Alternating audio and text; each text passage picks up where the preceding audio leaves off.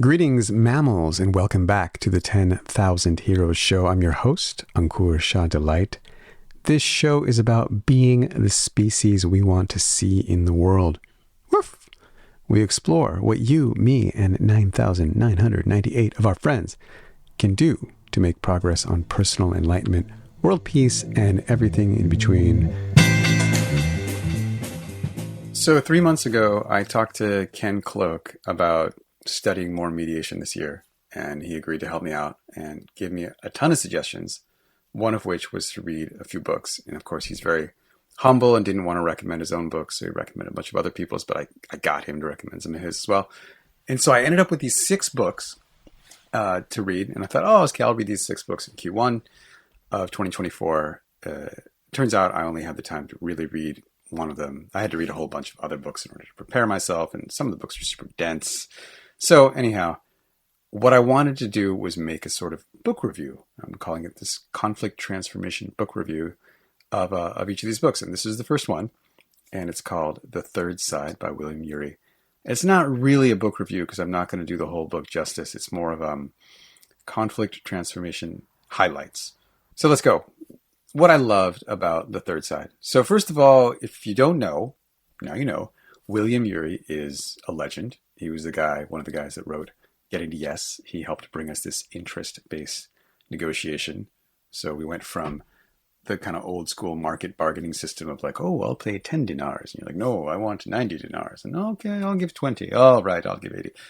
To meeting in the middle, which is kind of a zero-sum game, to opening the perspective of mediation and negotiation to a win-win. Be like, you're fine paying more money, but you just can't do it now. Or, you have like extra horses and I need horses, whatever it is. Expanding the dimensionality, the dimensions of it, so that there could be more potential for everybody getting what they wanted. And for me, what I really like is that it gives me hope, and it provides a very practical justification for curiosity. Because in order for this to work, you really have to know what the needs of the other party are, not just their bargaining position. So it implies relationship in my mind. So that's an advertisement for Getting to Yes. This is not that book. This is a book he wrote many decades later, probably. But the best part I like about this book, The Third Side, is just how real he is in the author's note. And I just felt, maybe it's because this journey of where I am in terms of my hope about what's going on right now. But he's a guy who's an anthropologist. He's a professional mediator and negotiator. He's just a legend in the field. And he starts out by saying, I'm concerned because the tribe I study is in danger. And I really like that. I like that gap in perspective where he takes a step back and sees us as one tribe and as a tribe that's in danger. And then his whole book is an answer to these questions that he poses in the beginning. As long as I can remember, I've always wondered how we can get along despite our deep differences. And that's something that I'm really focused on, is not by avoiding our deep differences, but really by including them and going through them. And, his conclusion is that our present challenge is to change the culture of conflict itself. So the infrastructure that's below all of our conflicts we're having. And it is to create a culture where even the most serious disputes are handled on the basis of mutual interest and coexistence, which of course is the philosophy behind Getting to Yes and that win-win idea, but really taken much more seriously, I guess, in this case.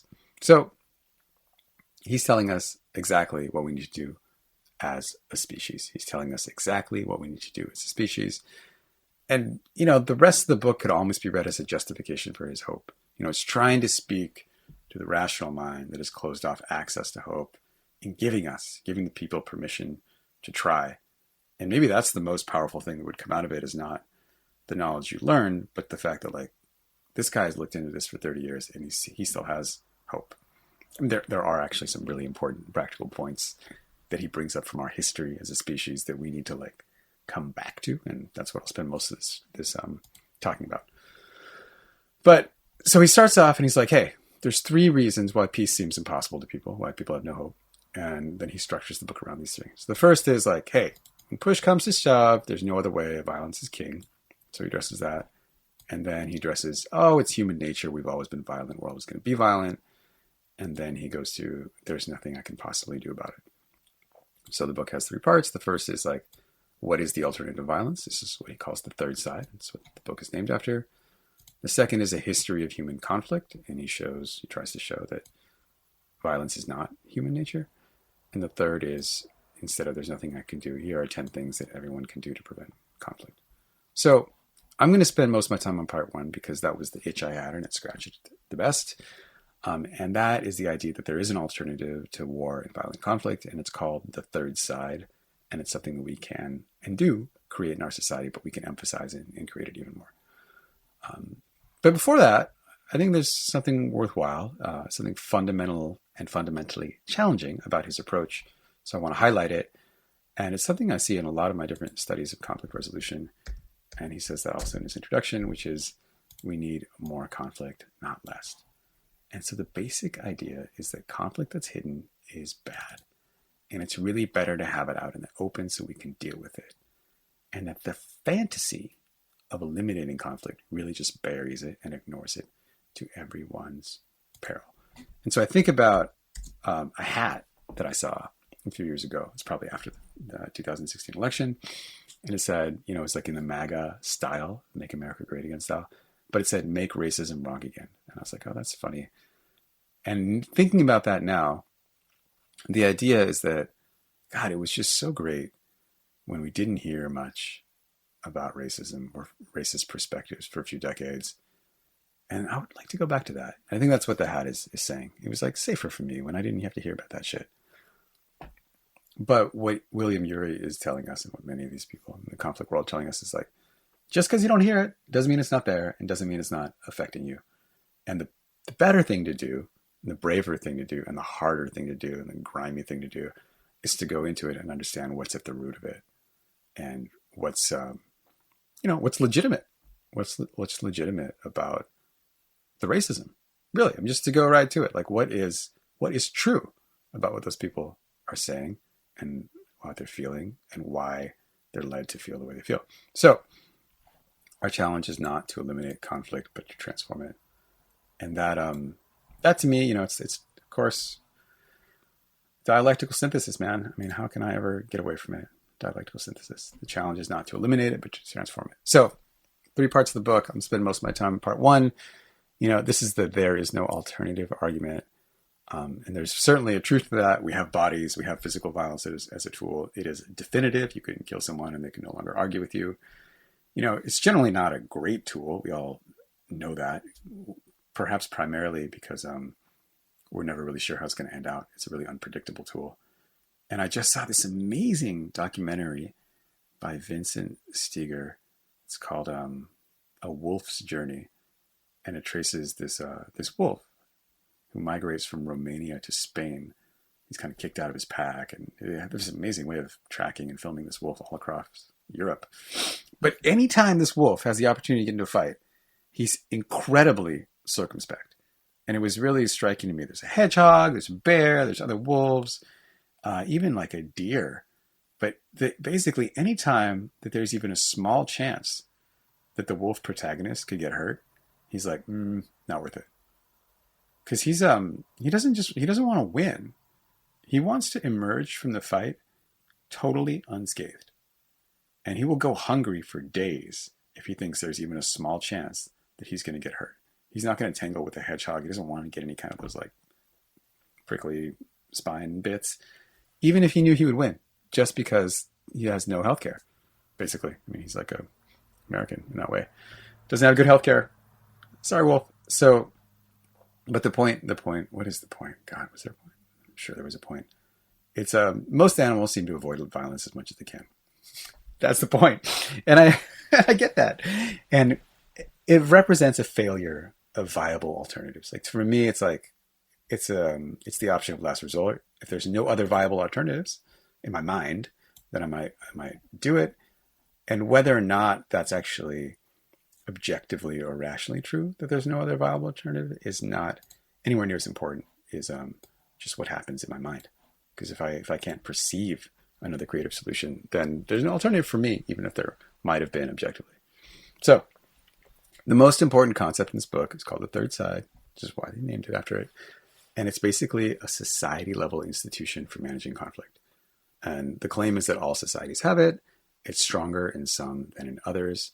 And a lot of the book is him demonstrating from like other societies that he's studied as an anthropologist, how strong it can be and how strong it could be for us.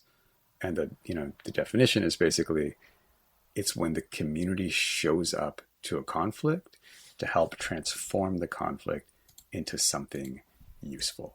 Is what he calls the third side. So if this doesn't happen, the conflict can then spiral out of control. And the way that happens, according to Yuri, is that the third side can prevent a harmful conflict. It can then resolve what cannot be prevented and contain what cannot be resolved. And he calls this a conflict management system. So he's got like awesome stories from people in different parts of the world. And a lot of his drawing on work with Bushmen in the Kalahari Desert that it's spelled !! Kung. I have no idea how to pronounce that. And then the Semai people in Malaysia. And both of these societies, and the reason he brings them up so often, is they feature a very active third side or a very active civil society that immediately sees it as the most culturally important and appropriate thing to do to intervene when conflict pops up. So they see it very clearly that their community is the natural container in which conflicts emerge between individuals. And it's fundamental to the prosperity of their community to intervene and transform this conflict into cooperation. So there's three different elements of how this works, and then we'll get into some of the stories. One is that the community does not take sides. So there's a conflict between two people. The idea is not like, oh, I'm on this person's side, or oh, I think this is right. The express ethos is not to take sides. So I think this is very different than how we do things. I wonder if the right metaphor is at the level of the market system or the state, where these are, for us, these institutions are omnipresent. They totally affect how we do things. Our lives would be very different in every way if they didn't exist. And it's even just hard to imagine how we could get normal things like toothpaste if we didn't have the market system. But there are ways to do it, and people do it. And there are many societies that didn't have market systems. People still got what they needed. But it's just hard for us to imagine how we do it because we're so used to it. And of course, there's drawbacks to those systems and there's drawbacks to market systems. So that's kind of beside the point. But I'm just saying it's probably as hard for us to imagine the significance and power of this social conflict management system as for somebody who doesn't have the market system to understand how we go about getting our toothpaste. It's just very, very, very different. So another way he talks about it, the third side, is as the emergent will of the community. So this, of course, means that there is a community and the community is tight enough to have an emergent will, which I'm not really sure is the case in a giant democracy like ours in the US. And maybe it may not. And of course, it's very heterogeneous, and there's communities that do and communities that don't. There's diverse communities that do, diverse communities that don't. There's homogenous communities that do, homogenous communities that don't. But, the very fact that we have people from everywhere in the world with all the different religions and backgrounds and worldviews and Facebook rabbit holes means that the notion of emergent will is actually, it's kind of difficult to translate. But getting distracted, the whole point about the taking sides thing is that in a society with a strong third side, when a dispute erupts, it's the role of the community, the primary role. It's not to take sides, it's just to get everyone to sit down together, along with everyone that was possibly affected by the community and that they're deeply connected to, and to work out the problem under the witness of the community. So the idea is to bear witness. And so this is literally the opposite of taking sides. It's the opposite of having teams judging the participants. It's the society is just too busy physically getting people together to worry about that stuff. And in some of these examples, somebody goes around and removes all the weapons because everyone rolls around in this society, in the Kalahari Bushman one, with these poison-tipped arrows. And so like somebody has a conflict, one person not involved in the conflict gets everyone, like calls everyone together. It's like, all right, we're going to work this out. Everybody sits down in a circle. Another person goes around and picks up everybody's poison arrows and hides them. So very practical. And so there's just a ton of peer pressure for people to work it out and just not blow up everybody's scene. So there's another mechanism here that comes up frequently in the conflict resolution literature that I want to elaborate on. And this is the assumption that people only get to agreement through personal change. So the way I think about that in a modern mediation is that you come into a mediation or negotiation with a position. Like, this is what I want. If it's a parenting plan, it's like, I want Jimmy for Christmas. If it's a divorce, it's like, I want $400,000 and the farm. And the only way that you leave that with a voluntary, durable agreement that you're not going to just renege on tomorrow is that if you set with a different position you came in. So like, okay, I want something else, or okay, I'll accept something else. When you're not forced to do so by the law or by violence, is if something changed in you and you want something different. So as Yuri says, in the final analysis, conflict is resolved largely through emotional, psychological, and spiritual work of the parties, which is what it would have to be ultimately if it's voluntary, right? And you can get two people in a circle, all their friends, and one person says, you assaulted my brother, you killed my animal, you stole my tractor, and the other person denies it or justifies it. And that's not going to resolve or transform the conflict, of course.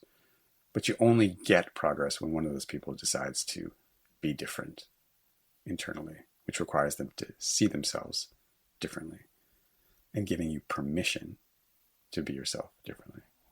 So this is my kind of going on to my little interpretation of what Yuri's saying here is that people sit down and it's a bunch of people staring at you who care about you and encouraging you to see yourself differently and giving you permission, which will then allow you to forgive or apologize or admit what was really alive for you, which then allows the other side to do the same. So it's basically peer pressure. It's a community peer pressure structure that encourages us towards personal growth, which results in long-term peace in society. So that's the core. I mean, if that's the message of it, is like, hey, instead of being a society that encourages conflict, we can be a society that takes responsibility for not taking sides and creating a container that allows people to work out the conflict themselves. So the second feature of that, and I just hinted at it, is the belief that if there is a violent, disruptive conflict, it's actually our fault as a community.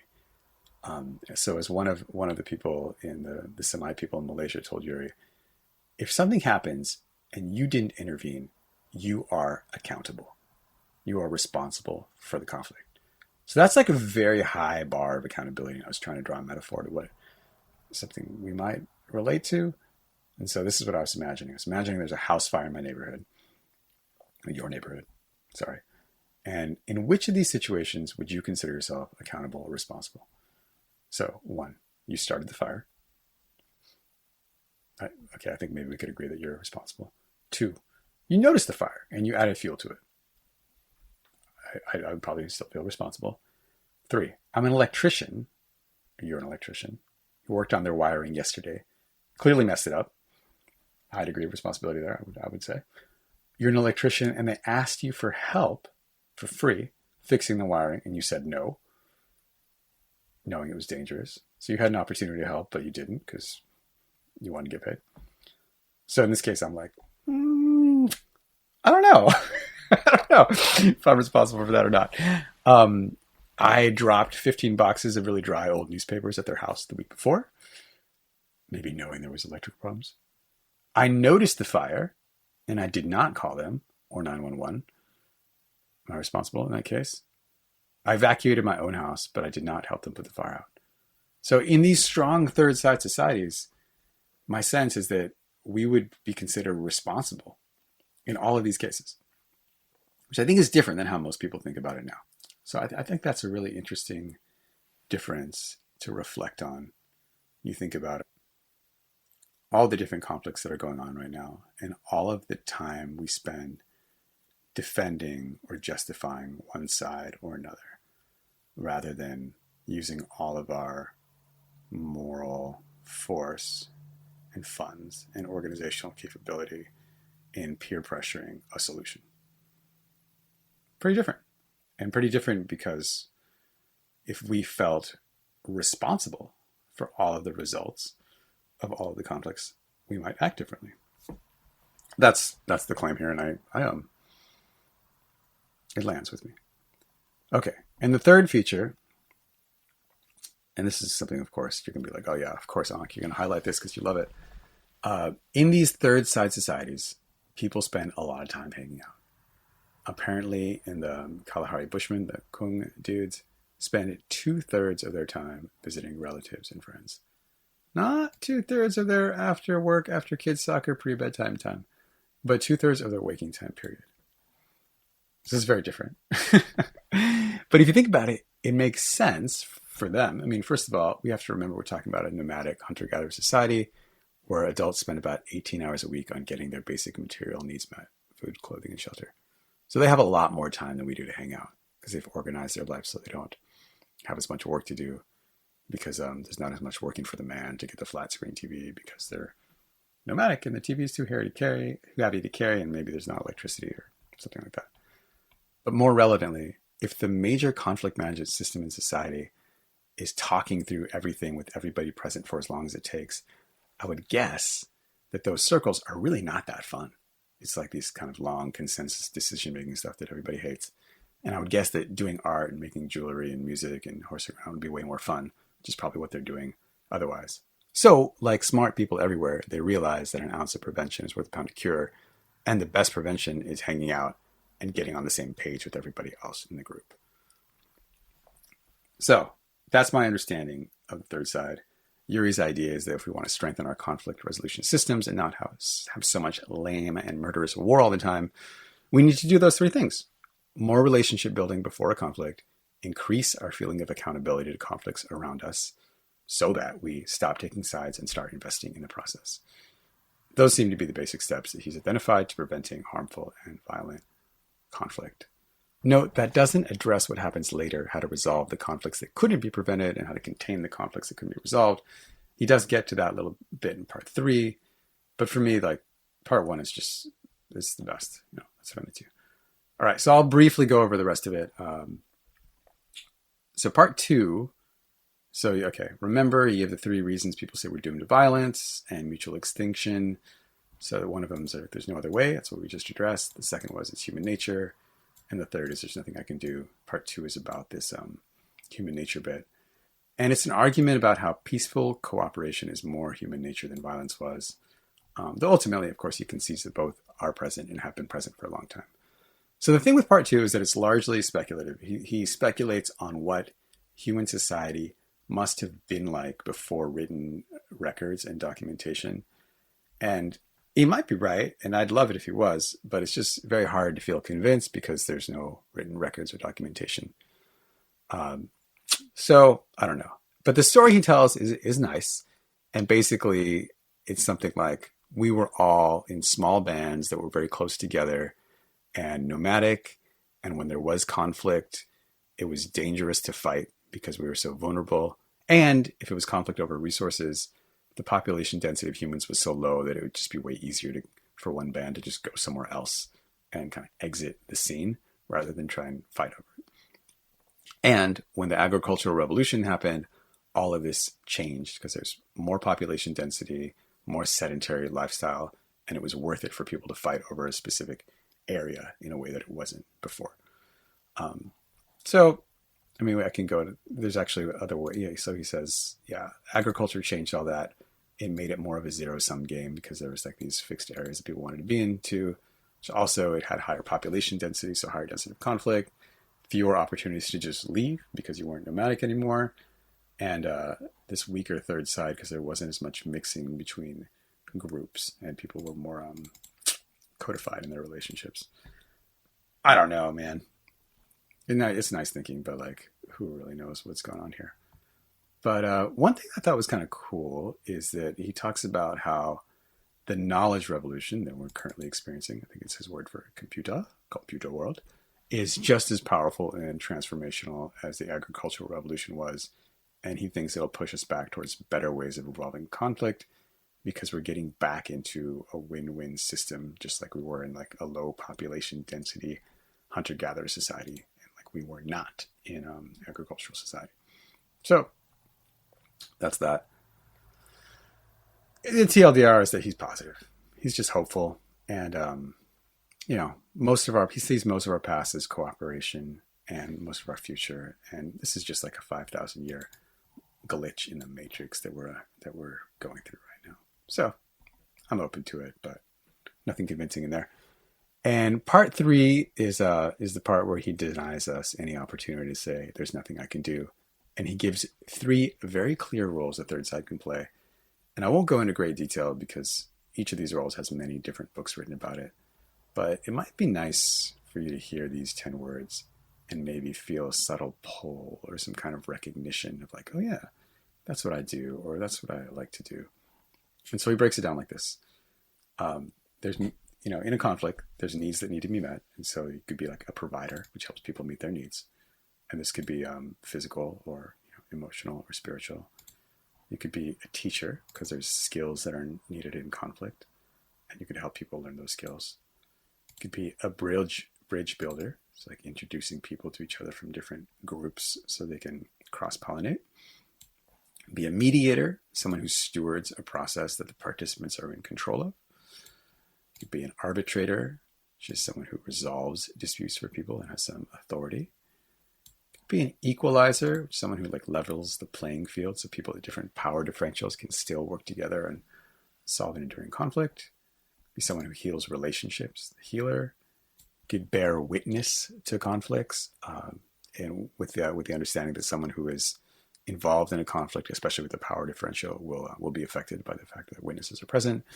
Be a referee, so when there is some kind of dispute, you can stay more in the safe zone than in the danger zone.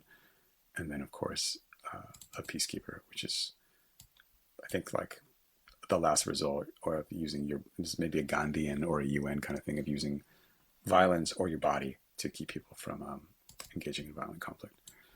So those are the 10 things he says we can do. And finally, I'll conclude with a quote from Lao Tzu that captures the thought that comes up again and again in every book I read about conflict resolution and every conversation with every experienced mediator and facilitator that I've had this year, which is dozens this year so far. And everyone is always talking about prevention as being way better than dealing with a shitstorm in progress. Prevention, prevention, prevention. I just hear it all the time. Let it be remembered. Here's Lao Tzu's version. Confront the difficult while it is still easy.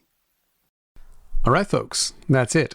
As always, I would love to hear from you. The best way to get in contact is to sign up for my newsletter at 10,000heroes.club. That's written out, no numbers. Or ankursdelight.com. Or find me as Ankur Shah Delight on LinkedIn and take it from there. Thank you again for your time, your intention, and your desire to do something constructive.